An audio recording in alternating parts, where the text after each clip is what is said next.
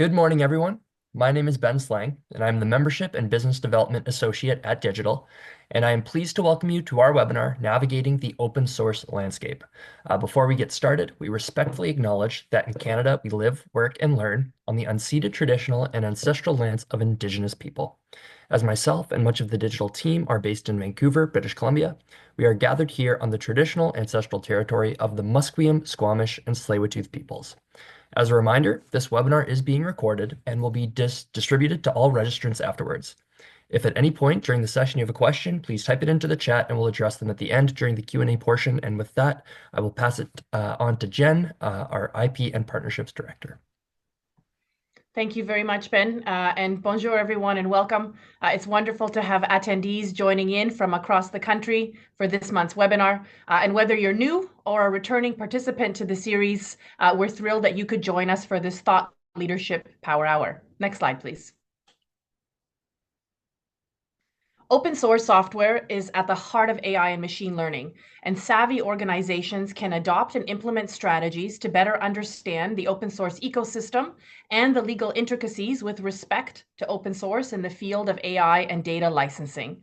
Over these next 60 minutes, we'll explore areas that include success factors for actionable open source software policies, considerations for data licensing by organizations, context-driven approaches for managing open source software, and we'll hear insights on a paper that's recently been published by today's panelists on modifying or revoking open source licenses through the M-type or modifiable license, and have a Q&A portion to close us out. Next slide, please. Fundamental to the global innovation clusters is collaborative innovation, setting the framework for projects that address cross-industry challenges while creating technology products and services that can scale across industries and ultimately across the world. Digital's IP strategy supports the development, the ownership, and retention of Canadian IP through numerous vehicles, and informational sessions with thought leaders like we've today are one example of that. Next slide, please. I have the pleasure of introducing today's guests. Please join me in welcoming Misha Benjamin and Paul Gagnon. Our guests today are no strangers to this space, having co-created the Montreal Data License, introduced in 2019, a pioneering initiative in AI law aimed to standardize data licensing, particularly for AI and machine learning applications. Misha is partner and technology and artificial intelligence co-lead at BCF, with extensive experience helping large and small organizations navigate issues related to technology, data, and AI solutions. He has been supporting cutting-edge AI products since 2017 and has supported successful AI deployments in a variety of sectors globally, including highly regulated ones, and comfortable operating in ambiguous legal environments where the law or commonly accepted terms are not yet developed. Misha has spoken extensively on all issues related to AI, as well as on the intersection between IP and data. And Paul, partner and technology and artificial co-lead at BCF, bringing cutting-edge diversified experience in technology law, commercial law, and intellectual property, from open source software management to software development and data architecture issues.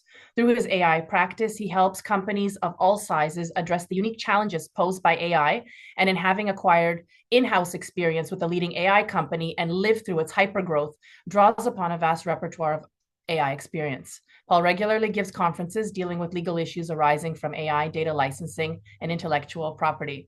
We're in for a treat for some brain candy with our panelists, and with that, let's kick off today's discussion. Open source software has been a pivotal force in driving innovation and progress in the field of AI for decades. Paul and Misha, wanted to pose a couple of things to you in this, and how has it influenced the development of AI technologies? Let's start with that one first. Yeah, I'll kick us off. Thanks, Jen. Thanks, Ben, and as always, thanks, Digital. It's always the pleasure. The pleasure is all ours in participating in these webinars. The links between open source and AI are not they're definitely not new.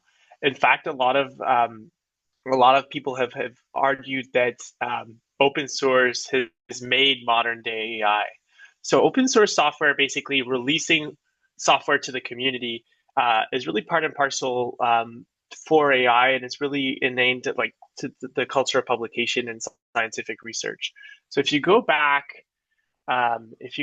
15, 20, 30 years, that culture of sharing where AI had not yet found modern day applications and deep learning was arguably not even a thing yet. Open source was still a part of that. So as part of papers, code is shared, sometimes data is shared as well. And that's really core to the scientific process underpinning AI. In turn, that has been met in industry. So pretty unique or atypical for a scientific field is that a lot of fundamental research happens as well within industry that also gets open sourced. So you'll have labs from companies big and small, from the giants all the way down to startups that do have a pool of fundamental researchers that contribute back in that open source papers and obviously the code underlying it and new architectures and so forth. So across that range of actors, open sourcing research has been part of it. Now, for the non-research open sourcing, what we found is that this culture of openness is permeated to the commercial side as well, where you'll see a number of companies also releasing openly things that are, commercial grade, production grade software, production grade AI. So open source has not just influenced the development of AI technologies; it's been kind of a central pillar of that development.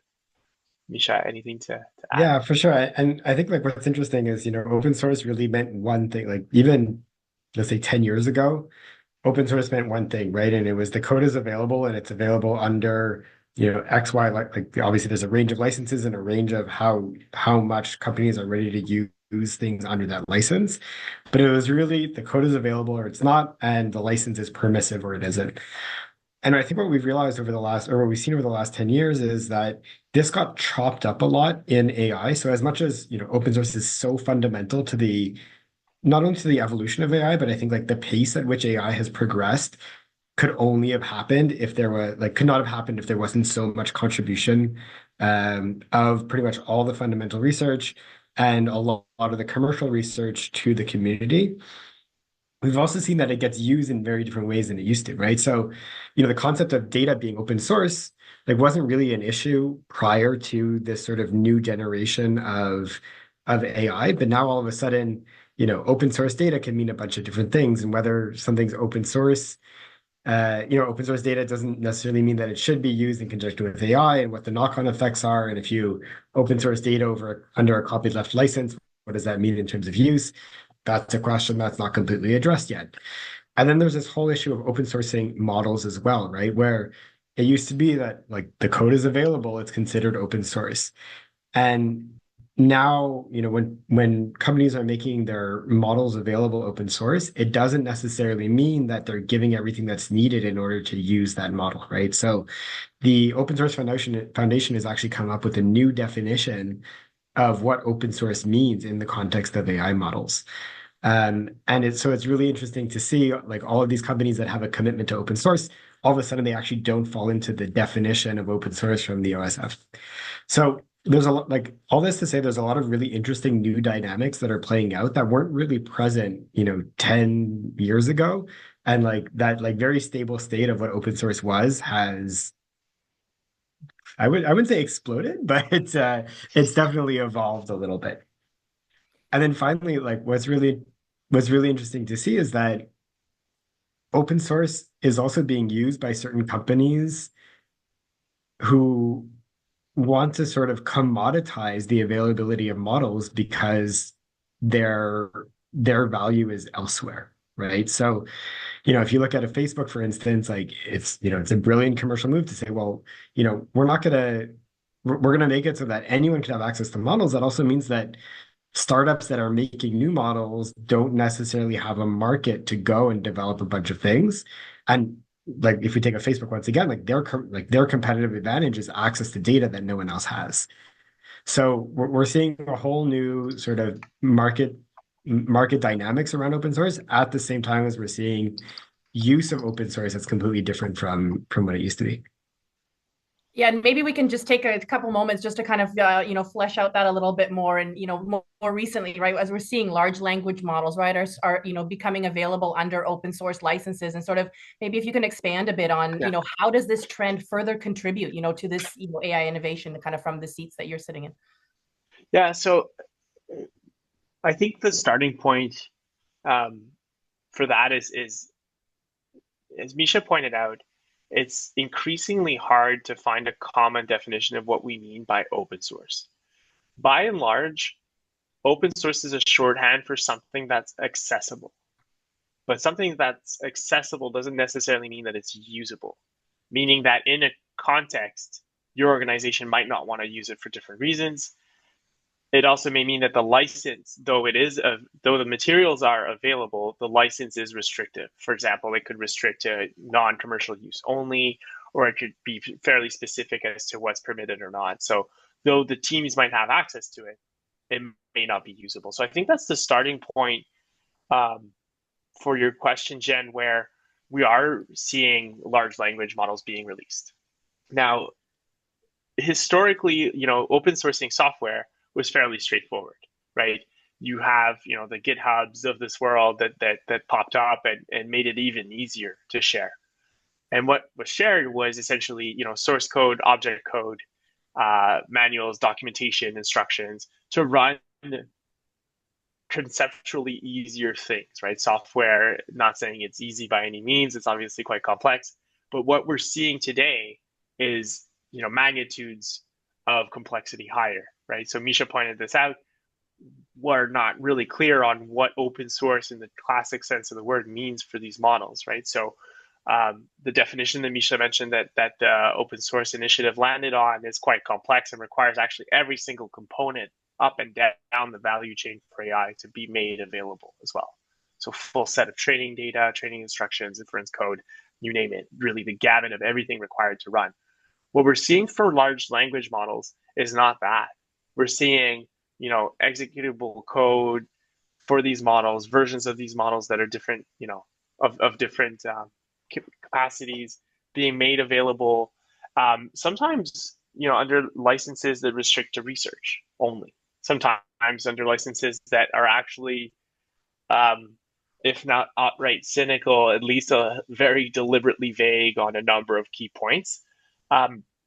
So where that contributes to AI innovation is that it's allowing people to benchmark performance very extensively, right? So it's this really fast-paced race between the players releasing large language models to have, the modern day performance, and what we hear from our clients and you know that these periods of time before big company releases these models, if the performance isn't up to par, or if someone releases a new model, they'll delay to make sure that the next release is always the most that is benchmarked very, very highly. So it contributes to AI innovation, but I think with post chat GPT um, in popular discourse, we've assumed AI to be only LLMs, and they are one version of AI that is multi-purpose, and I think that's why it speaks so strongly to people. But it is not really the only AI research out there. So I think the impact there has been great on making people realize the technical capacities, driving adoption as well, but also recognizing risks behind it, because this open sourcing has allowed communities to test, to poke, to test the guardrails of these models. Guardrails being those parameters that make sure that it's not spewing out, content that's not appropriate, or things that are really out of bounds. So the open source dynamics there are met, right, and that's a positive thing. It's been kind of one of the drivers for open source outside of AI as well, to say these public releases allow a community to bring in that insight, that prodding, that testing, which is better from a cybersecurity standpoint. It's better from a code quality standpoint, and that I think is true as well for large language models. So I think all of these things fit into a bucket of driving innovation and driving quality, but obviously with some caveats as to whether that directly translates to commercial applications. Perfect. Um, And so you've kind of touched upon a few things that maybe we can expand a little bit around is, for folks, when they're engaging sort of in the licensing of these open source, materials and some of the things that you've just spoken to, what are important considerations, as organizations are looking at this, to look at how do they maximize the benefits while minimizing the risks, to some of the things you both have just spoken to. Yeah, I mean, I think it sort of depends what side of the table you're sitting on, right? And so there's an interesting question in the chat that sort of ties to this, which is, just because something is available doesn't necessarily mean that it's the best tool to use, right? And so what we've seen is that if you're going to, let's say, use a open source model, and especially if you're going to use it in a field that's, subject to some regulatory scrutiny, if you're going to use it in, let's say, Europe, where there's a higher bar for the regulatory compliance, it's like just knowing that the open source model is available might not be enough to help you comply with your obligations as someone who's going to be putting this open source model into market, right? So looking at what else is available and what the best companies are doing who are releasing open source models is they're also giving all this other information that's helping you evaluate, to what extent this model may be compliant on its own, but also gives you enough information to be able to do the testing and do the fine tuning and do anything else, put in whatever guardrails you need in order to have a compliant model at the end, right? So yes, the model's available, but do you have an idea on how it was trained, on how it was tested, on the guardrails that were put in place? And so like Hugging Face does a great job of this, of really highlighting like where there's data cards and model cards and where there's like really robust information about not just can I use this, but what does it mean to use this? What are the things that I have to worry about? What do I have to put in place to make sure that it's done responsibly? So I'd say that's number one. Paul, anything you want to add from the sort of user standpoint? Yeah, maybe just to clarify, these Misha referred to model cards and data cards. So basically, this was driven in parallel to all these technical developments in AI. There was these parallel developments on the ethical considerations, the legal considerations, and at the intersection of the two, uh, data cards came about to say, look, let's benchmark and standardize how we evaluate data. It's the inherent biases, known issues with the data, and standardize that so that when people are looking at data sets, there's this kind of common framework called data cards to do that. Model cards, same logic, same rationale, but for models. So streamlining this kind of evaluation and having people kind of show their work in a sense in terms of what's been benchmarked, what hasn't been benchmarked. Um, and funnily enough, these kind of like community-based, consensus-based standards have actually kind of found their way into legislation. If you look at the recent EU AI Act, it has called for this kind of information to be made usable. And so going back to Misha's point on adoption and on the user side, I think that kind of transparency that's been required, or that is best practice at the very least, is a driver for adoption and a driver to identify these potential legal risks and in turn technical risks as well, and in turn trying to mitigate them, because the ability to develop AI is not well distributed. The ability to adopt AI a little bit better distributed, but not quite perfectly distributed, if we're trying to fix that. But things like model cards, things like data cards will help drive these things, because organizations in their adoption of AI, if they have to add many other layers of compliance, which they do, but at least things like model cards and data cards and that kind of transparency will help those compliance efforts.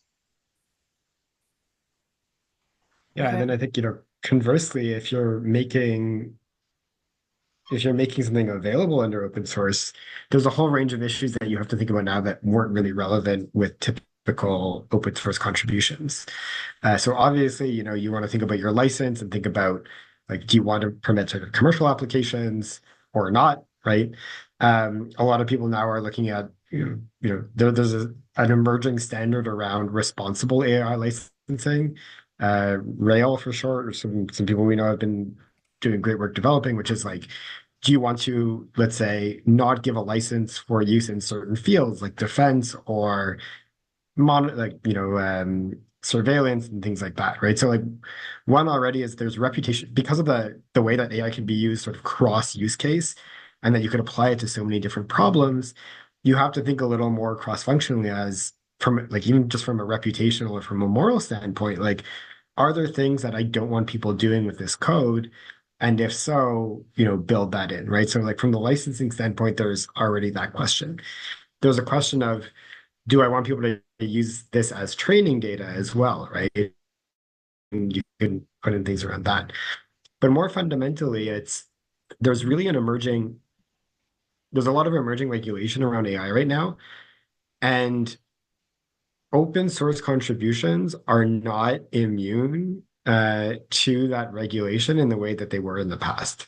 So the fact is that there are certain things, like if you contribute a model in certain ways, and let's say you have like a dual license model source, but you're also making money off of it from implementing with certain companies in the EU, you might be subject to to the regulation for your open source contribution and how it's used. So that means that you have to be really careful about making that contribution, giving people that right.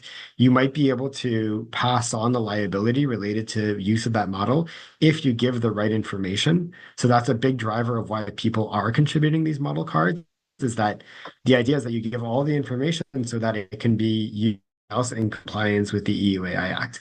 Now that's a mechanism that is being put in place. I wouldn't even say it's like finalized in the EU as to how it's going to be applied.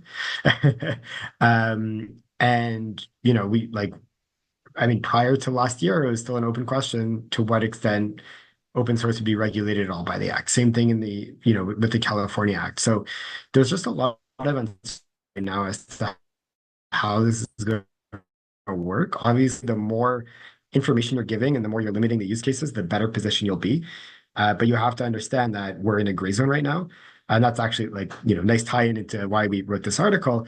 But I think it's just like something that is important to be aware of, that more and more there's scrutiny and regulation that applies to open source contributions.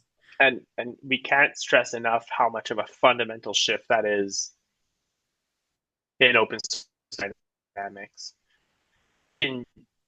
By looking at the initial, the first open source licenses that came about, including the MIT license, which is quite short, the focus of that license being, I think, born in the US is not completely remote, that it factored in. If you look at that license and the early days of open source licenses, they were mostly concerned about liability. So when people were making code available to everyone under open source licenses, they were first and foremost stressed about being held to warranties, being held to quality, being held to their own liability with respect to what they were releasing. So the first licenses, the first thing they did before all of these complex IP questions, essentially said this is as available. Contributors can't be held responsible for what they're making available. And when you look at it from an economic standpoint, it was necessary to do that because you maintain these incentives to contribute. And the shift where now, via laws and regulation, there's a potential liability to contribute things openly. It might skew those incentives to contribute. So it's still too early to tell, but it is a fundamental shift.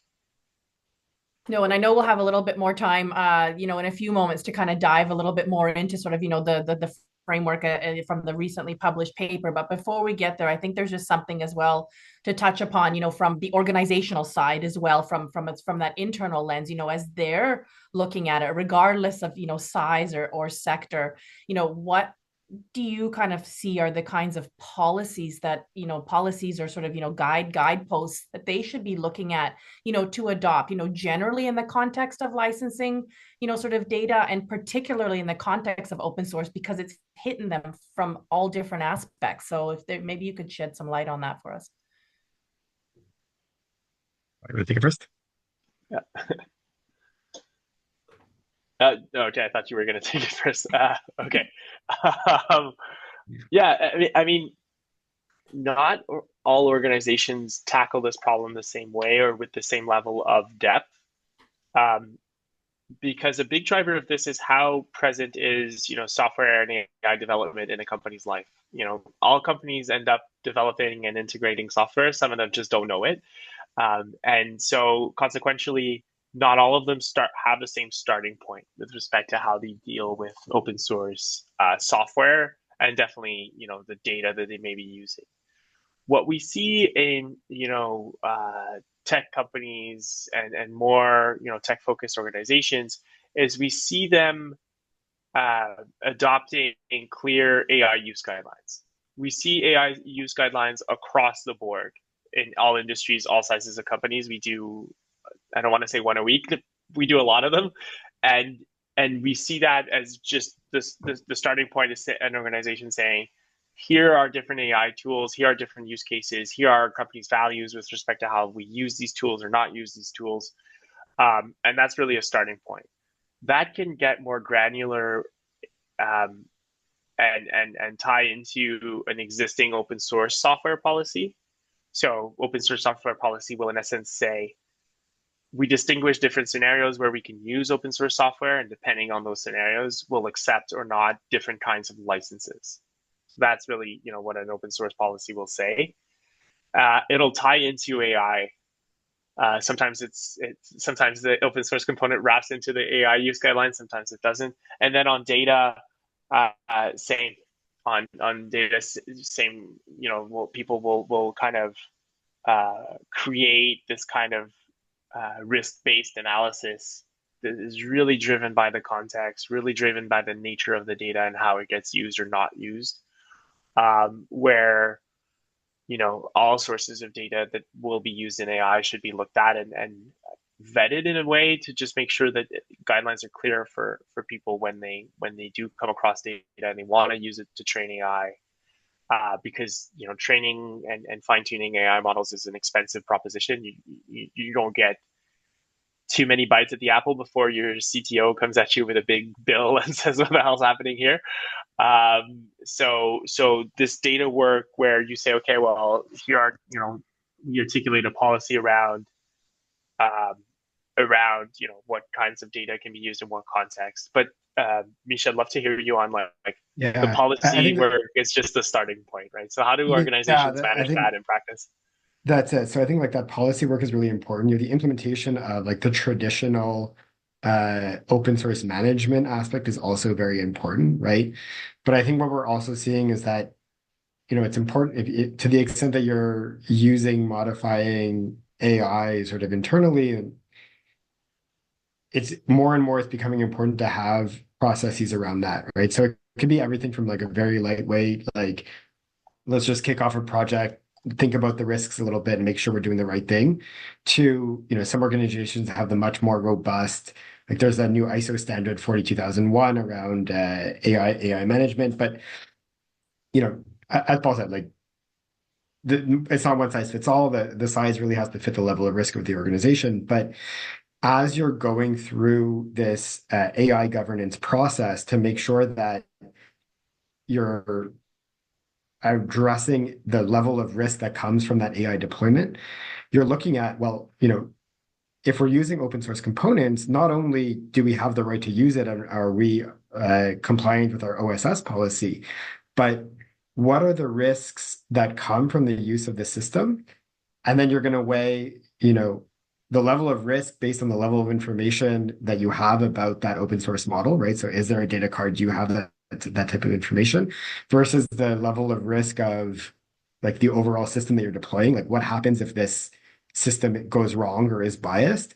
And then you're going to have to adjust like the work that you have to do to guard against those risks in consequence of those two things.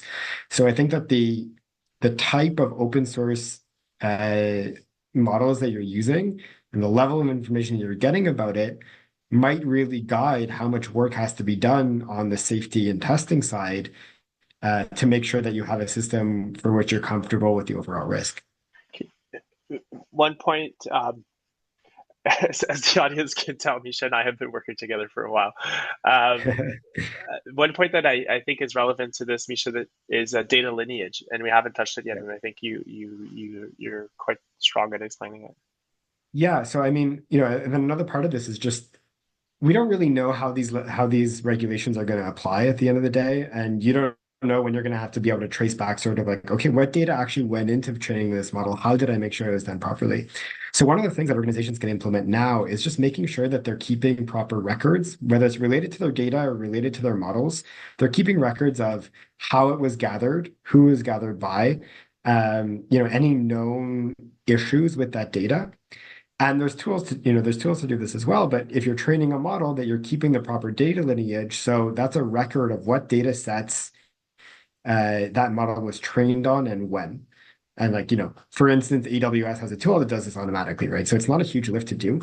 But in this sort of gray area where we don't know how some of these laws are going to apply, the most important thing you can do is just keep good records of what's happening and when, because chances are you're going to have to reconstitute some of that later on to do your compliance work. So like in the EU, there's this conformity assessment requirement, which is basically like giving all of that information, right? And so like coming back to why it's important to have open source materials that have that information, it's if you don't have it from the open source provider, like, you're not going to be able to do your conformity assessment well. And once again, there's more risk from a regulatory standpoint, and you probably have to do more of a lift yourself to try and figure out some of that information. And this is true whether it's open source data or not open source data to keep this lineage there, right? Like, so take the example, if your organization is licensing data from a third party, on a 2 or 3 year license paid, it'd be surprising that your organization has the right to use this data beyond that license term. So if you don't have that traceability on where it's been used, you might be still relying on models that have been trained on that data, such that the data vendor might not be too happy, and it creates some level of risk.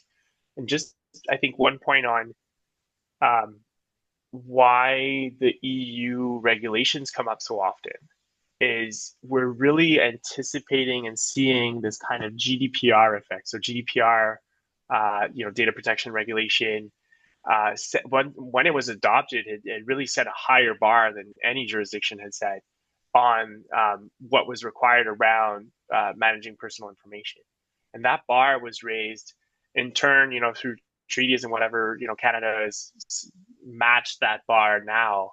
But for some time, it wasn't the case. So what would organizations do? They would map to the stronger regulation because they're not designing product for 2, 3, 4 different jurisdictions unless it's extremely, profitable to do so.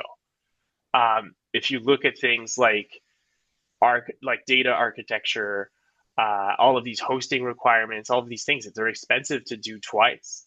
So it's extremely rare that you'll find a good business case to do that. So we're anticipating and are already beginning to see the same kind of GDPR effect for the EU regulations on AI. So that was kind of the parenthesis on like why we're talking about the EU so much. That's it. I think there's two reasons. Like, I think it's a fantastic point, and it maps exactly to what we saw on privacy. But also, what's interesting is that it's the most fleshed out of sort of all the like typical applicable laws. They've done a really good job explaining, their positioning. It's been published for a long time, although there has been modifications made. And then we're seeing just like a plethora of other laws come out that all have, at least some elements of what's found in the EU Act, right? So, Canada has a draft bill. You don't really know what's going to come of it. Doesn't matter. There's a bunch of state regulations in the US that are coming out. There's the UK Act.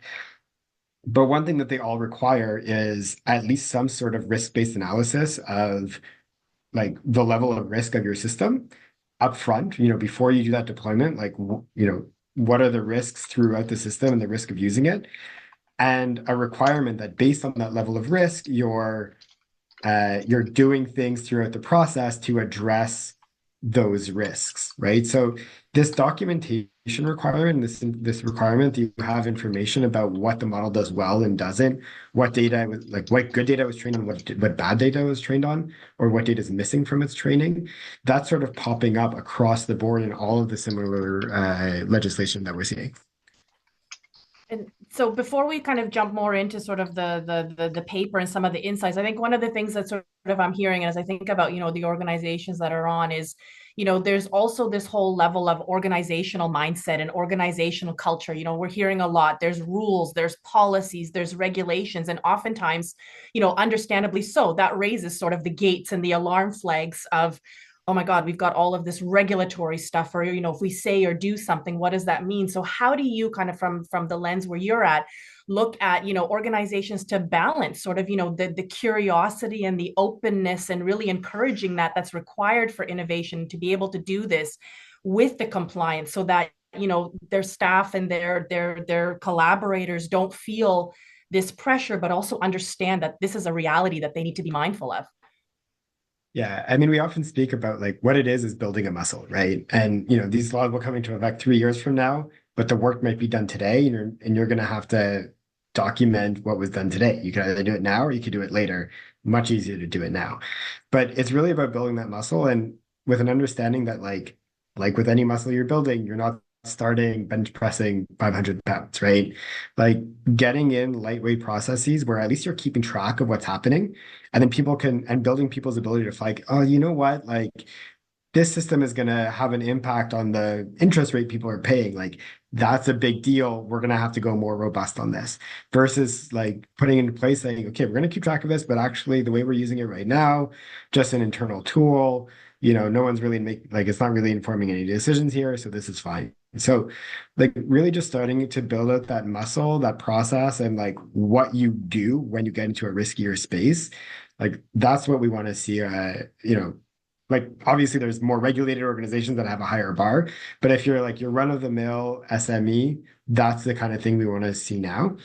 And the thing to remember is that it's not just about legal compliance. The reason that the laws are requiring these processes is because at the end of the day, you get better AI from it, or AI that's better, like, or that's adapted to what it's doing.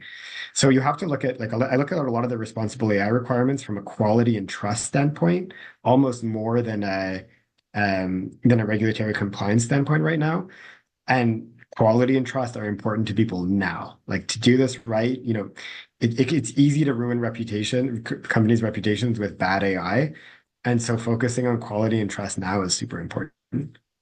And like any policy, if it overshoots, especially with AI, people are going to use it, and there's going to be shadow AI like there is shadow IT in organizations. So the tone and the approach is, I think, a really sensitive decision, but obviously it's one that organizations should bring more people around the table. It's not an IT driven decision.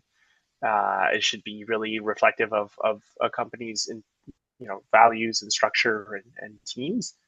And you know it's not going to be the policy today on AI use or on data use or on open software use is not going to be the same in 6 months or a year, year and a half, 3. The goal is find something that fits and maps the stronger risks that your organization has today.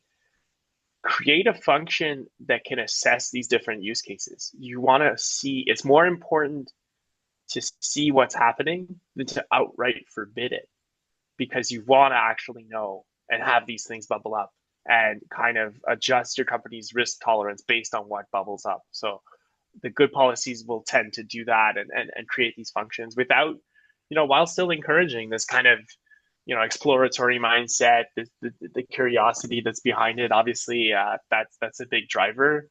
And for us, when we do this kind of work with our clients, it's fascinating because there's no industry that has the same pulse check on what's important to them.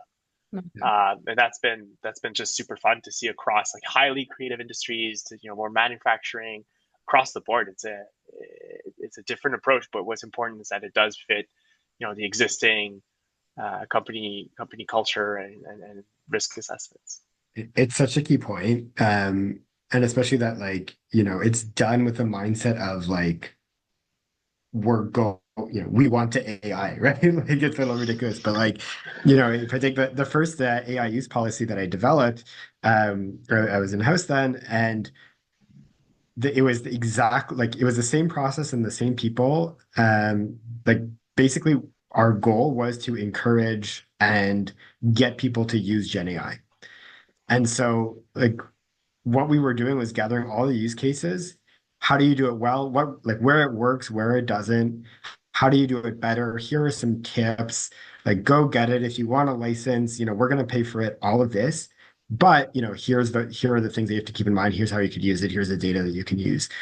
And so, like, I'm pretty sure we had like complete compliance with that policy because it was done with an approach of like, we're going to get you like the best use out of the tools possible while being really pragmatic about the risks, but making sure that we're not doing anything that we shouldn't be. So like marrying those two together, like it shouldn't be, one team is encouraging use of AI and the other is trying to put brakes on it. Like that should be like one process and one initiative. No, thank you for that. Yeah, and it really kind of just goes to show the, the power of the dialogue and that this is something that should be talked about, that it's not, right nor wrong, but to get everybody to feel comfortable and to understand and what that does. So no, thank you for sharing that. So now we're gonna, slide into a little bit more around your recently published paper that you authored in concert with a number of others around this sort of modification of open source sort of licenses. I know you've kind of shared with us, sort of a framework of sort of how we sort of gotten here, sort of in the larger sort of landscape, and just wanted to flesh out a bit more with you, around, the particular impetus, for this particular, sort of proposal, for in the challenges that you're trying to address, and then we can kind of look at some of the key recommendations, and some of the implications of it, but just to kind of paint a picture for us of how we got here today. Yeah. Yeah, I guess uh, what we wanted to do, and it's actually a question in the chat on the Montreal data license, and we can speak to that after. But what we wanted to do is kind of in the spirit of same spirit as Montreal data license. So the goal is, let's find something that we're seeing in practice that's important and get people around the table, both from a technical standpoint, from different kinds of organizations around, and let's focus on this. And what we decided to write about was open source licenses.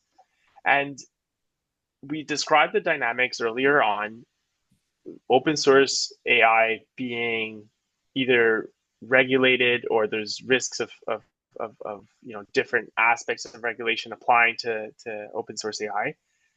And it was important to us to really kind of hone in on this as a starting point to say, well, this is a fundamental change for open source, because basically open source software licenses historically have been interpreted as not being revocable or modifiable. And it goes back to like why open source exists and this logic and important principle of no one person or entity should control software. So if I'm an open source software contributor and I make something available, I can't be capricious or fickle and say, hey, you know what, I actually don't like Misha. Misha cannot benefit from this open source license. So, and I can't revoke it later because me and Misha aren't friends anymore. So this kind of permanence of the open source license was pretty fundamental. But AI has different realities and practical issues such that it didn't sit right with us that this was going to be true for AI, open source AI. So I guess the starting point was to say, well, either regulation will regulate open source contributions or exclude different use cases, and contributors won't have control, right? Because they can't revoke. So we can talk to examples in a sec, but so regulation can change and create liability, and we find that contributors should retain some measure of control over what they've released. And the second one is just that, like, ultimately AI models are being released every day, and there are harms and issues and bias and so forth that show up later, such that there is merit to releasing these models. But if there's things that are wrong with them later that we're figuring out at post-release, we should be able to modify or limit the scope of these licenses, or if the issues are too big, outright revoke them because of the harms there.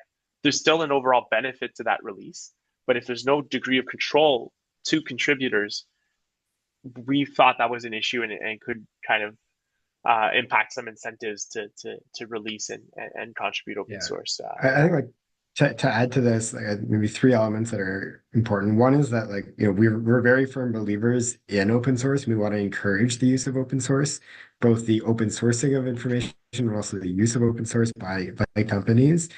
And we thought that, some of the recent developments might make people a little wary of releasing things open source. So this is a way for them to hedge a little bit and, revoke in the event that something went really wrong. The second thing is that um there's a second there was something else, I promise. Um the use cases that we had in mind were like three sort of situations that I think like are relevant. One is you open source something and then all of a sudden you realize that, hey, this is going to be really heavily regulated and I didn't put out the information required in order to comply with the regulation. Like it's kind of nuts to me that you would then be responsible for everyone else's use of your software in a way that you didn't contemplate when you released it. So in that situation, I think it's very logical to be able to say, well, actually, I'm going to pull it from whatever makes it subject to that regulation, because no one's really been liable for other people's use of their open source software in the past. That's something that's fundamentally changing with these new types of laws. So we think a new remedy or a new method is justifiable in that context. The second use case that we had in mind is where someone really might not have contemplated the type of use that was being made of their system, right? So, like an example, I don't know, I forget if we give this in the paper or not, but the example that I had in mind when we thought about this was, let's say you make a really good system for preventing injuries on a factory floor related to how people move. Like, so like, if people make the same movement 30 times, they're probably going to get a stress injury. You can make a great system that does that. We've worked on systems like that in the past, actually. Um, but it's possible that like, so you release that and you say, hey, I want people to have access to this. I want to stop people from being injured on factory floors. That same system could potentially be used to identify like individuals just from the way they move, right? So all of a sudden you've gone from something that's helping people to a surveillance tool that you might not have contemplated in the past. And it could be used by employers to see who's slacking off. And it could be used by, the clear view type of companies in this world who are doing like mass surveillance. So, once again, we think it would make sense for someone who released that to be able to say, well, actually, like, we wanted this to be used. We didn't contemplate these use cases, and these use cases are not allowed under the license, and so therefore you'll have to stop.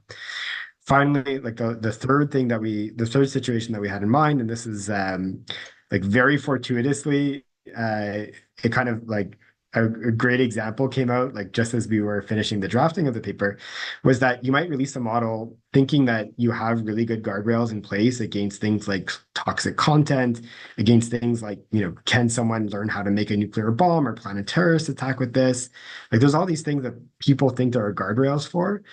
And you might learn after you contributed it that those guardrails have been bypassed. And, once you've contributed it, even if you pull it, like that's out there, people can use it. It's still tied back to you. And there's like really nothing you could do about it. And your model might be out there, spewing toxic content and doing even worse things. Funnily enough, so the example I mentioned was that Microsoft, as we were writing this paper, released sort of their like newest frontier model under an open source license. Later realized that it hadn't undergone the toxicity testing that they usually put their models through. Pulled the license from GitHub and Hugging Face, but people had already downloaded and recontributed it, and there's nothing they can do about it. So this once again is a situation where had it been under an M-type model, they could have pulled the license. And the other thing that I was going to mention earlier, now I remember what it was, is that typically in the past, like you would integrate an open source module once and then sort of like leave it there, and it would stay in your code base for a really long time. what we're seeing with LLMs in particular is that people are building their stacks in a sort of model agnostic way to be able to benefit from the latest state of the art. So the impact of pulling a license is not on an LLM is not as bad as typically pulling a license because a lot of people are building in a way like around LLMs in a way that sort of foresees having to change out the model anyway. So we're not like completely crippling people's IT stacks. Yeah. And I guess the last bit is the paper doesn't just say, hey, this should be a thing. We think that to be consistent with open source principles as much as possible, that there was a framework and conditions on which this either a modification or a revocation would take place, right? So there has to be reasonable ground to do it. It has to be done in a non-discriminatory way, or you can't single out any specific actors when you're doing this. You can't single out geography. So basically, the paper also articulates, the reasons and how that would be done in a way, consistent as much as possible with the principles of open source.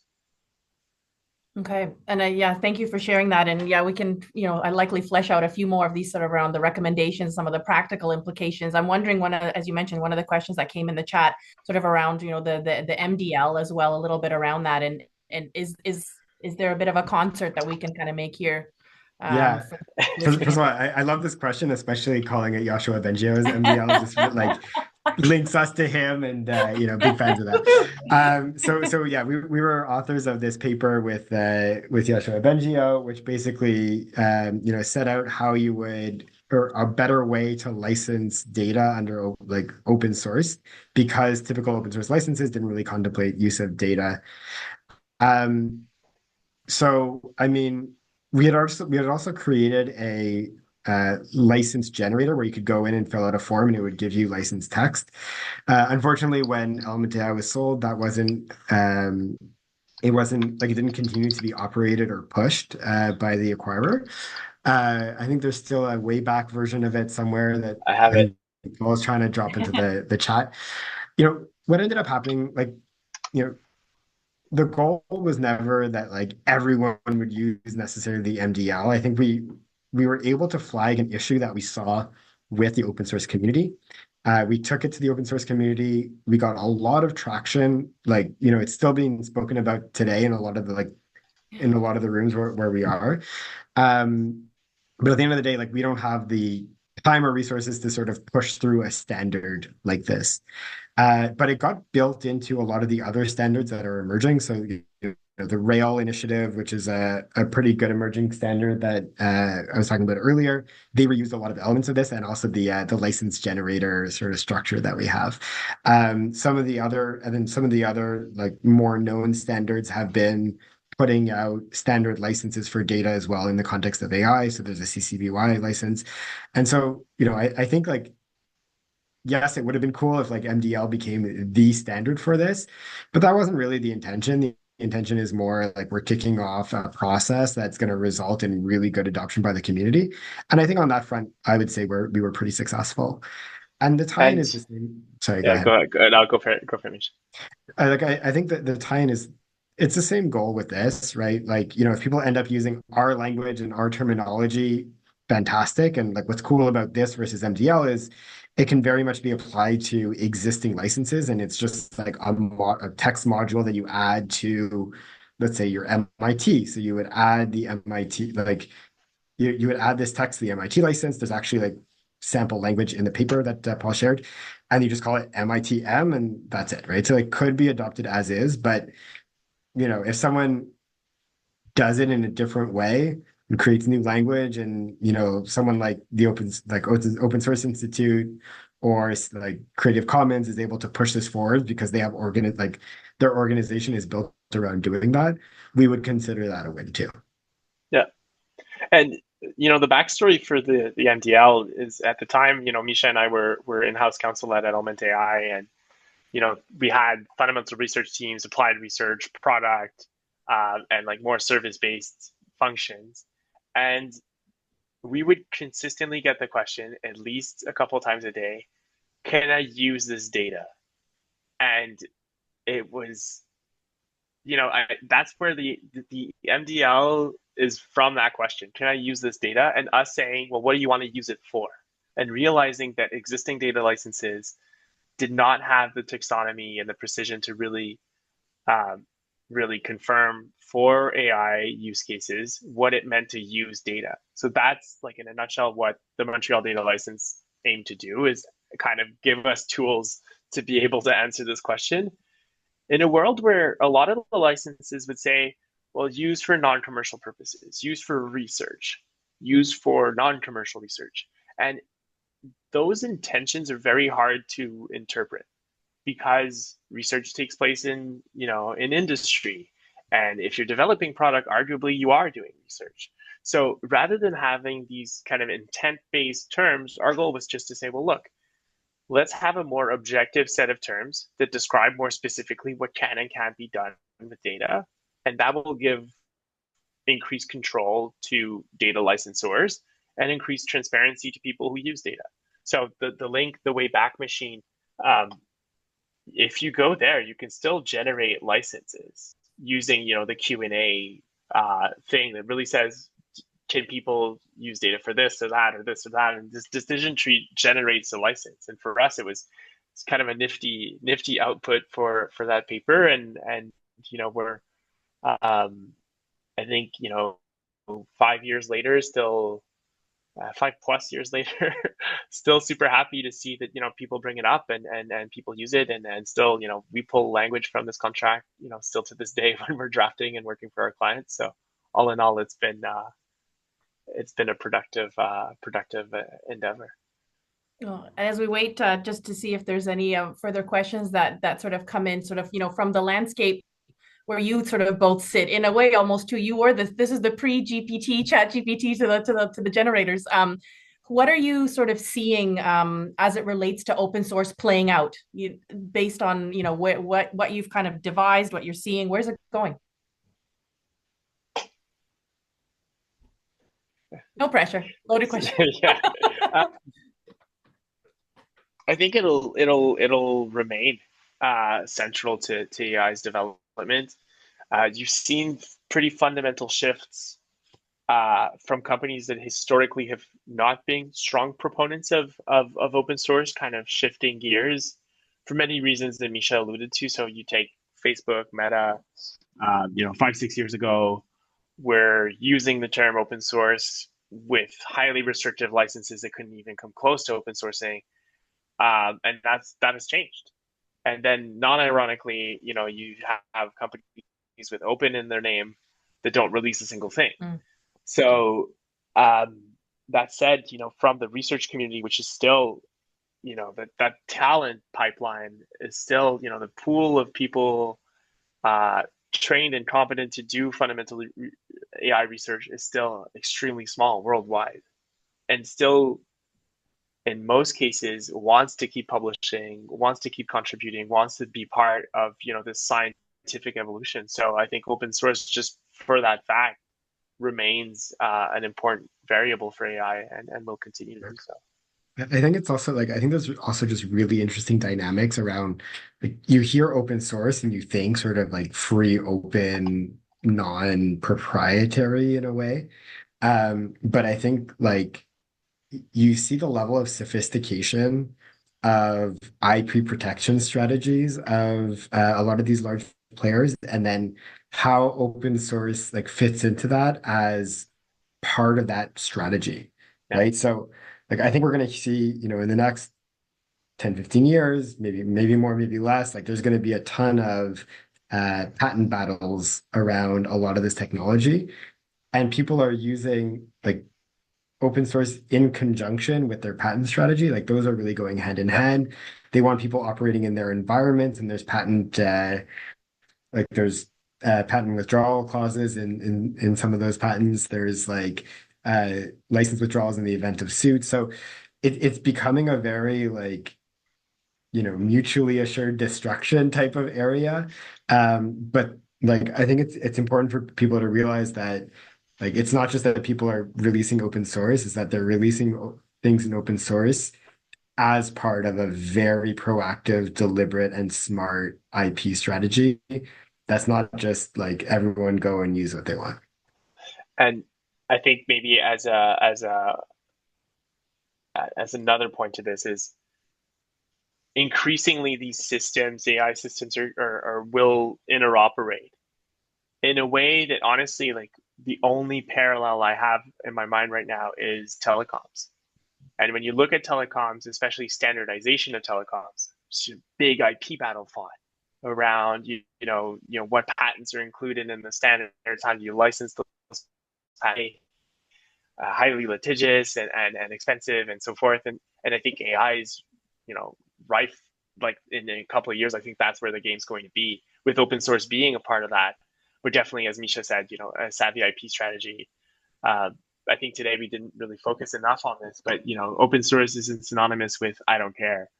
Open source is a very deliberate part of an IP strategy, and as Misha well put. So yeah. You've just planted, the kind of the fuel for the for a future topic series to have Yeah, you we go just need back. to be Just continued, exactly to be right? continued. Exactly. It's like the cliffhanger, the I'll be trailer that ends here. Same bat time, same bat channel. Exactly. Save that channel. Save the digital channel. Before we hand off, what's your one final key takeaway you want folks to leave today with? Um, I think, I think yeah, I think that would go Mish here. for me, it's like, there's a lot of like quickly moving things. You hear about a lot of regulation, you hear about a lot of risk. For me, it's don't be intimidated. Like, get started, do things, get the right people around the table. But like, we've seen a lot of this discourse around like some of the risks and the regulation give people pause, and that just shouldn't be the case. Like, it's important to move fast in this space, and these are all things that are very manageable if you have the conversations with the right people. So just like, get started, don't be intimidated, do things. Like, don't do it blindly. You have to have your eyes open and like think about when you have to raise flags and when you have to speak to people. But like, this should not be an impediment to people doing interesting things with the technology. Yeah. And I think to just the why that Misha's alluding to is I think clear. Canada across the board has a productivity problem. AI is part of that solution. It's not the only. It's not a magic wand by any means, but it can play an important role if done smartly. And I think the takeaway is be deliberate about it. Don't let it just don't let the wave crash on you. Surf it and train and start on the baby waves and then work your way up past the break. But don't get caught in the wave. And I think that's that requires a lot of different people from different backgrounds around the table, and that's I think one of the most interesting aspects of being in the field of AI is seeing how cross functional it is. So Thank you If you both. guys didn't know that Paul was going to Costa Rica for vacation very soon, Literally cruising and ready to go. Thank you both so much for this hour and a few minutes over of brain candy, and we'll definitely share links to what you've talked about today sort of with our attendees, and really look forward to having you back again in the next sort of series, and I'll hand it off to Ben. Thank you both again. Thanks, Jen. It was a pleasure doing this. absolutely. Excellent, Jen. Thank you very much. Thank you again to Paul and Misha. As Jen said, we'll be distributing the recording and any of the resources that were discussed over the course of this webinar. Have a great day, everybody. Thank you very much. Bye.